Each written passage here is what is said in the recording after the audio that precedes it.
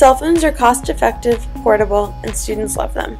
In 2010, 83% of 17-year-old students owned cell phones, and 80% of students brought a cell phone with them to school on a daily basis.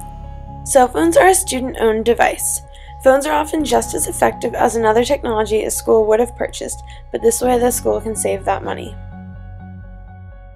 Cell phones are also a portable technology. Activities started in class can be easily carried home. Learning continues outside the classroom with the use of cell phones. Since so many students already own cell phones, they love the devices.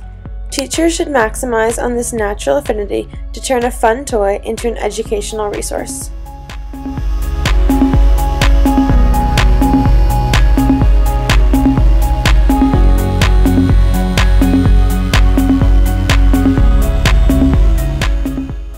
Poll Everywhere is a website on which teachers can create a multiple choice question and their students can answer with a basic text message. This maintains anonymity in answers and can be used to see how well students are understanding material or simply to pull opinions during class. Any phone with texting capabilities can participate, and, depending on the frequency of use, this service is free to teachers or it can come at a very reasonable cost. Most phones have picture-taking capabilities.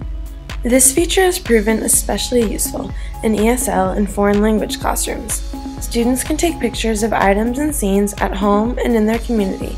These pictures can then be the basis of group discussion to use new vocabulary. These images are generally more interesting and meaningful than the ones found in workbooks, leading to overall better lessons. Another great use of the camera function of cell phones is in scavenger hunts.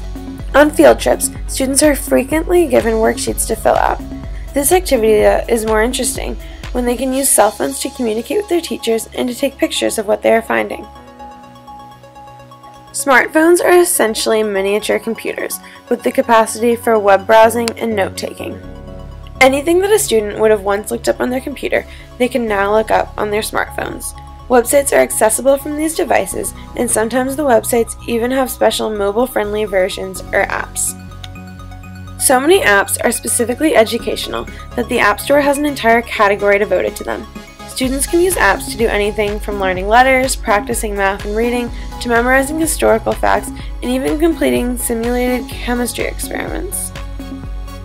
The use of a cell phone or a smartphone is a 21st century skill. In so many workplaces, phones are company issued. If schools are truly preparing students for the real world, they will teach students how to use these devices. This can even be an opportunity to teach phone etiquette. Cell phones can be an educational tool, but more importantly, they can also provide opportunities to build and improve an even more basic skill set.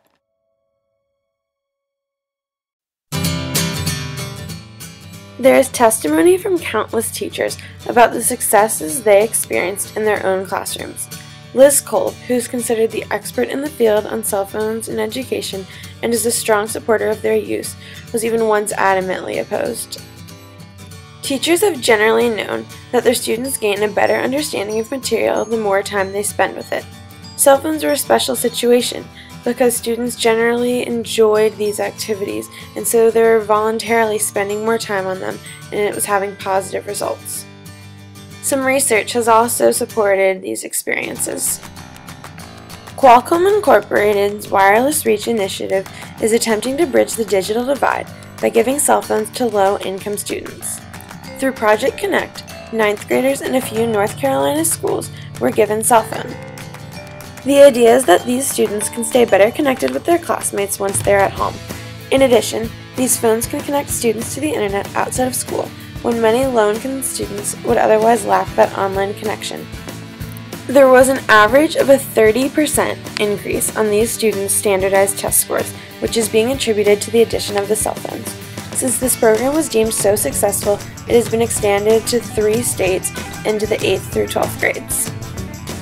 Whether it is being evaluated by teachers' testimonies, students' experiences, or test score improvements, there is strong support for the use of cell phones as an educational device in the classroom.